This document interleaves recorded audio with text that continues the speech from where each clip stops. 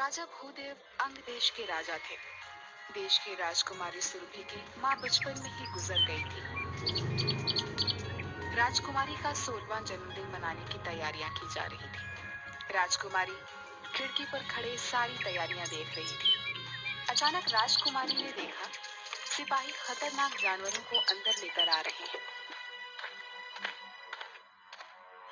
महाराज, इन सभी जानवरों को महल के अंदर क्यों लाया जा रहा है? राजकुमारी, मनोरंजन के लिए। तुम्हारा जन्मदिन जो आ रहा है।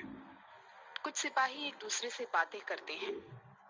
अगर यही हाल रहा तो राज्य के सारे जानवर समाप्त हो जाएंगे। हर हफ्ते 50 जानवर हवेली में भेजे जाते हैं। अपनी जुबान बंद रखो, दीवारों के भी कान होते हैं, समझे?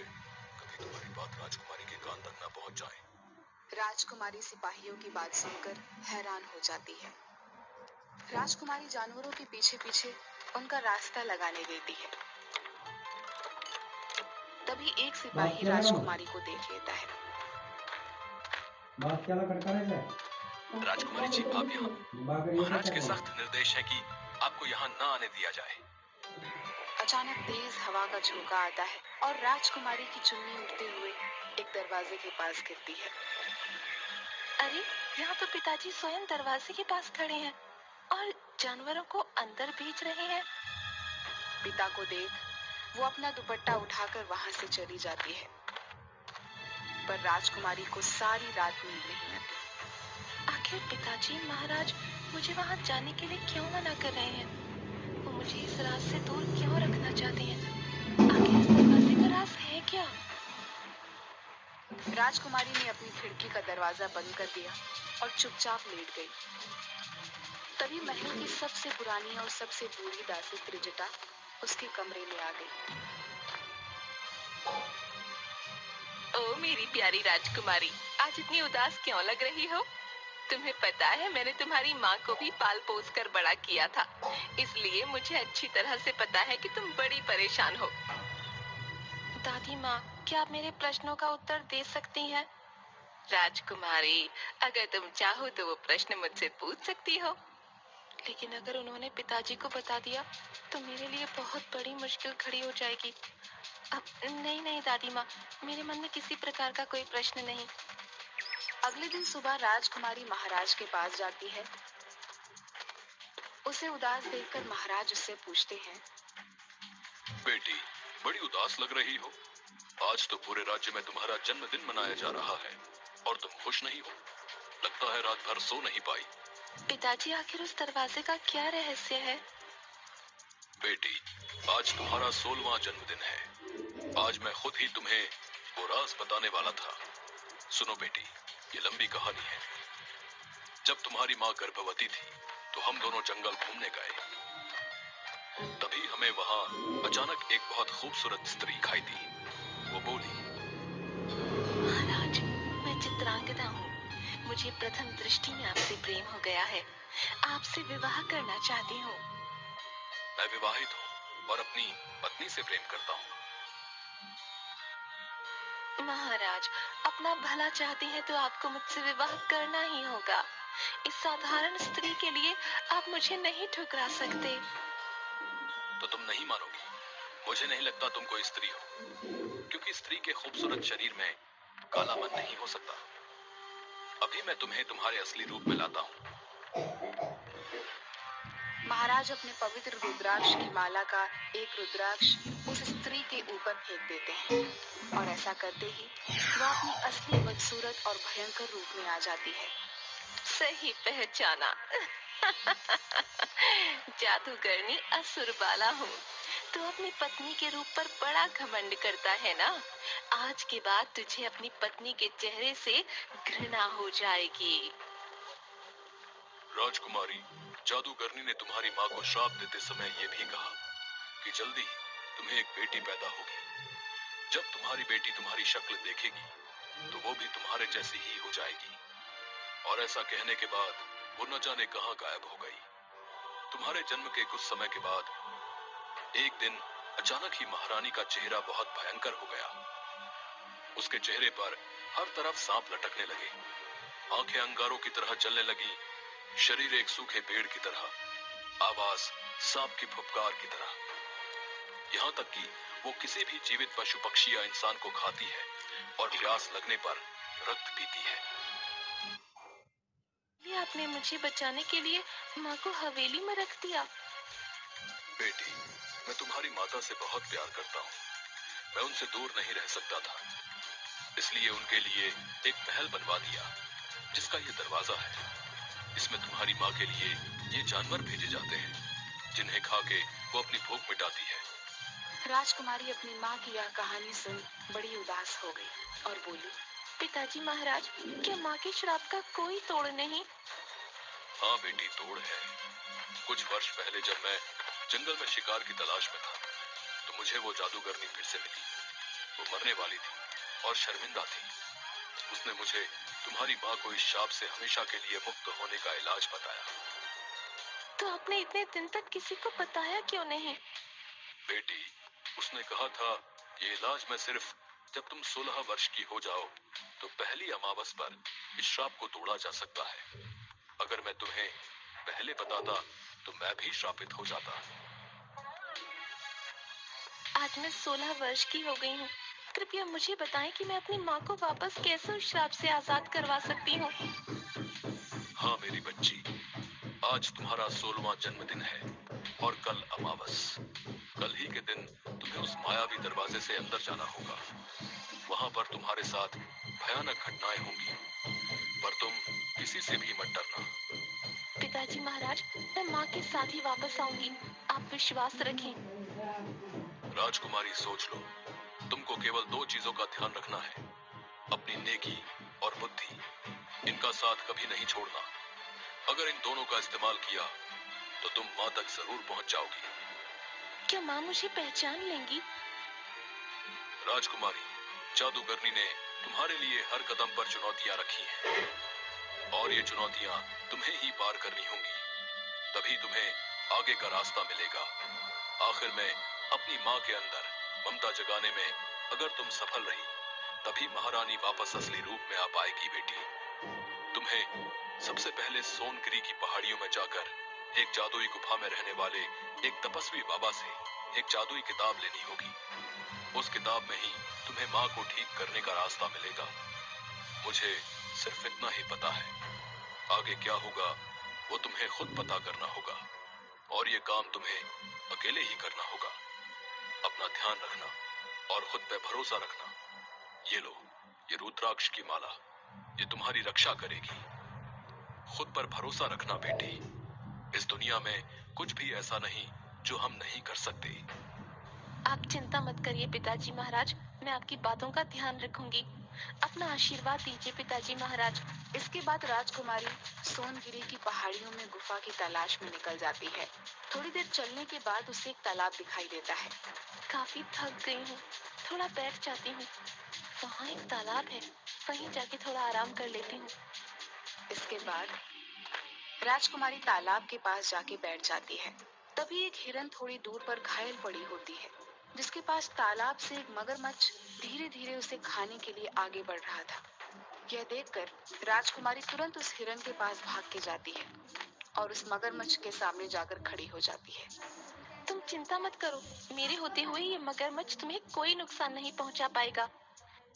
इसके बाद राजकुमारी उस मगरमच्छ को मार देती है।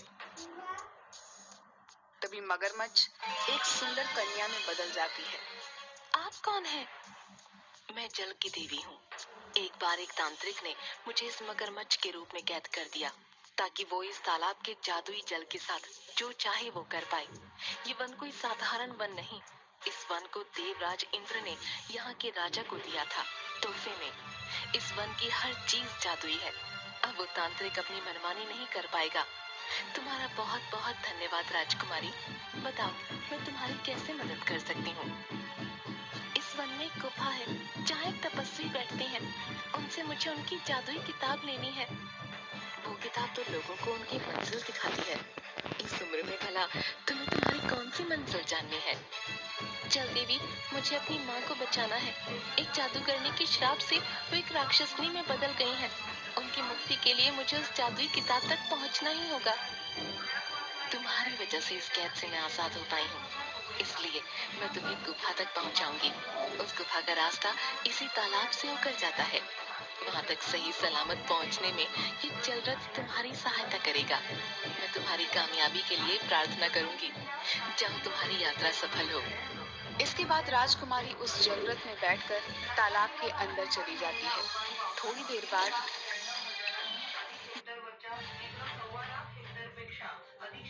इसके बाद जलरथ से उतरकर राजकुमारी गुफा के अंदर चली जाती है।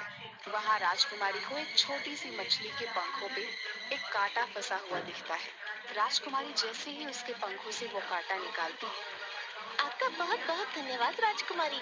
इस कांटे की वजह से मैं अपने अपनों से पीछे छूट गई थी, लेकिन अब मैं उनके पास वापस जा सकूंगी। धन्यवाद राजकुमारी। वैसे आप यहाँ क्या कर रही हैं? इस जगह तो इंसानों को आए सालों बीत गए। मुझे यहाँ जो तपस्वी रहते हैं ना, उनसे मिलना है। उनके पास जो जादुई किताब है वो मुझे चाहिए। जादुई किताब? वो भला क्या चाहिए तुम्हें? ओह, तो तुम्हें अपनी माँ को बचाने के लिए जादुई किताब चाहिए। तभी छोटी मछली तपस्वी में बदल जाती है। मैं तुमसे खुश हुआ बेटी। तुम इस किताब से कोई भी एक सवाल पूछ सकती हो। उसके बाद ये किताब अपने आप गायब हो जाएगी। आपका बहुत बहुत धन्यवाद बाबा। आखिरकार मैंने अपनी पहली मंजिल पार कर ही ली है। जादुई किताब, मुझे बता, मैं अपनी माँ को उस जादूगरनी के श्राप से कैसे आजाद कर सकती हूँ? इस श्राप से मुक्ति तभी मिलेगी जब कोई जंगल की आत्मा की मणि को महारानी के माथे के बीचों बीच लगा दे। इससे महारानी अपने असली रूप में आ जाएगी। इसके बाद राजकुमारी उसी जलरथ में बैठकर वापस आ जाती है और सोचने लगती है, अब मैं वो मणि तक कैसे पहुँचूं? राजकुमारी को वही हिरण दिखता है जिनके प्राणों की रक्षा राजकुमारी ने उस मगरमच्छ से की थी। आप इतनी उदास क्यों हैं? तुम भी बोल सकती हो। आप भूल गई, ये वन जादुई है।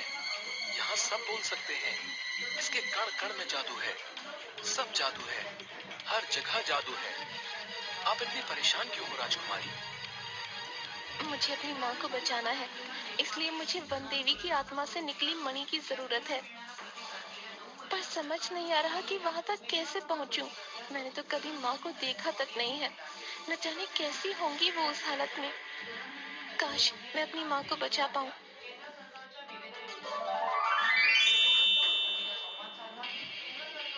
राजकुमारी भाग जाइए यहाँ से, वरना ये मेरे साथ साथ आपको भी मार के खा जाएगा। जाइए राजकुमारी, आप चली जाइए यहाँ से। मैं तुम्हें छोड़ के नहीं जा सकती। तुम यहाँ से जाओ, मैं इसका ध्यान भटकाती हूँ। उतने में तुम भाग जाना, ठीक है? नहीं राजकुमारी, ये हमारी नियति है। हमारे जन्म लेते ही मौत हमारा पीछा करने लगती है, लेकिन आपको अपनी माँ को बचाना है। आप जाओ यहाँ से, मैं इसका ध्यान भटकाता हूँ। मैं एक क्षत्रिय हूँ। इस तरह पीठ दिखा के भागना हमारे खून में नहीं है। इस दानव का मैं वो हाल करूंगी कि आज के बाद किसी को नहीं खा पाएगा। इसके बाद राजकुमारी उस दानव से लड़ने लगती है। काफी देर तक लड़ने के बाद जैसे ही राजकुमारी अपनी तलवार से जैसे ही मारने वाली होती है, तभी उन दानव की आंखों में आंसू आते हुए देख लेती है और थोड़ी देर में एक छोटे से दानव को देख लेती है जो कि उसी दानव का पुत्र होता है। ये देख राजकुमारी रुक जाती है और उन्हें जाने देती है। आज के बाद इस तरह का नुकसान किसी को नहीं पहुंचाना। जाओ, वहाँ तुम्हारा बच्चा तुम्हारी राह देख रहा है। आपने उसे क्यों जाने दिया राजकुमारी? मैं एक बच्चे को उसकी माँ से अलग नहीं कर सकती। आज जब खुद तरस रही हूँ तो भला यही दर्द मैं किसी और को सहने कैसे दे सकती हूँ? तुम सच में बहुत दयालु हो। तुमसे मिलना मेरी खुशकिस्मती है राजकुमारी। तुम भी कैसी बातें कर रही हो? चलो अपना ध्यान रखो, और हाँ, ध्यान से देखकर बाहर निकलना, समझी? मैं चलती हूँ, अभी लंबा सफर तय करना है। वो तो ठीक है, लेकिन अगर तुम चली गई तो ये मणि कौन ले जाएगा? मैं तुम्हारे आने का उद्देश्य पहले से ही जानती थी, काबिल हो भी या नहीं। ये सब एक छलावा था तुम्हें परखने के लिए। मुझे पहली बार अपनी आत्ममणि देने में खुशी हो रही है। तुम अपने उद्देश्य में सफल हो, मेरी यही दुआ है। मैं बहुत प्रसन्न हूँ तुमसे। लो, ले जाओ इसे। तभी वन देवी अपनी शक्तियों से अपनी आत्म मणि को राजकुमारी को दे देती है। आपका ये एहसान मैं कभी नहीं भूलूंगी वन देवी। जाओ पुत्री, काम खत्म होने के बाद ये पुनः मेरे पास लौट आएगी। आप जाओ, देर मत करो। लूडो में पैसे भी जीत सकते। इसके बाद राजकुमारी अपने महल वापस आ जाती है। तुम आ गई बेटी। आपके आशीर्वाद से मैं माँ को ठीक करने का उपाय भी ले आई हूँ। अब बस महल के उस कमरे में जाकर माँ को बचाना है। हाँ बेटी, भगवान तुम्हारी मदद करेंगे। इसके बाद राजकुमारी उस कमरे में चली जाती है। राजकुमारी हवेली के दरवाजे अंदर चली जाती है। चारों तरफ भयंकर जानवर और मांस की बदबू फैली हुई थी। राजकुमारी जैसे ही उस आखिरी कमरे में पहुंची, तभी उन्हें एक बड़ी भयानक औरत नजर आई, जिसको देखते ही राजकुमारी डर के चीख पड़ी। कहीं ये औरत तो मेरी माँ नहीं? मैंने इतना भयानक चेहरा कभी नहीं देखा था। डरी हुई वह औरत राजकुमारी को खाने के लिए आगे बढ़ी और मुंह से सांप की फुफकार निकालने लगी। माँ, आप मुझे खाना चाहती हैं? मेरे लिए सौभाग्य की बात होगी माँ, अगर मैं आपका भोजन बन पाऊँ, आपका अंश आप में ही समाहित हो जाए। मेरा अंश? तुझ जैसी खूबसूरत राजकुमारी मेरा अंश नहीं हो सकती। नहीं माँ, पहचानो, मैं आपकी ही बेटी हूँ। बेटी? मेरी बेटी? हाथ में तलवार लेकर मुझे मारना चाहती है? माँ, एक बार मुझे गले से लगा लो, तुम्हें सब याद आ जाएगा। नहीं, मुझसे दूर रह, तुझे डर नहीं लगता? औरत ने राजकुमारी के बालों को पकड़ उसे दूर फेंक दिया। राजकुमारी के शरीर से खून निकलने लगा। चली जा, हट जा यहाँ से, वरना तुझे चबा चबा के खा लूंगी। तुझे डर नहीं लगता? ये देख मेरे दांत। माँ, कभी माँ के पास आने में भी किसी को डर लगा है? बचपन से माँ के प्यार को तरस रही हूँ, मुझे एक बार गले से लगा लो माँ।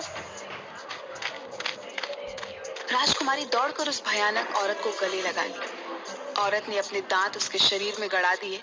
राजकुमारी दर्द से चिल्लाई, माँ! लेकिन तभी राजकुमारी ने उस मणि को महारानी के माथे के बीचों बीच लगा दिया।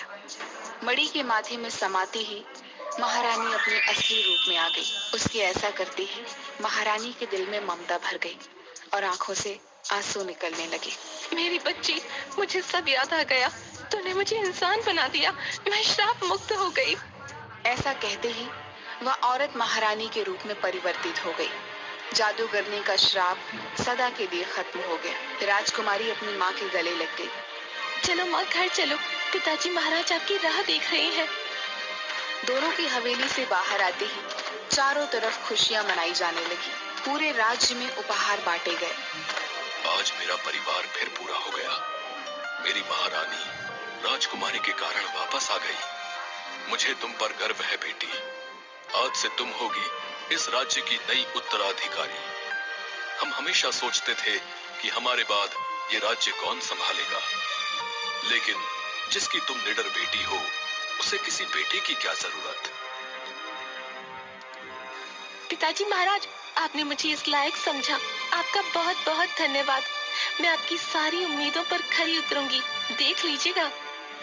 राजकुमारी के साहस के कारण हवेली के खूबसूरत दरवाजे को हमेशा के लिए खोल दिया गया और राजकुमारी अपने माता पिता लाईक के करा, साथ सबस्क्राईब खुशी करा, खुशी बेलचं महल में बटन रहने नक्की लगी। दाबा।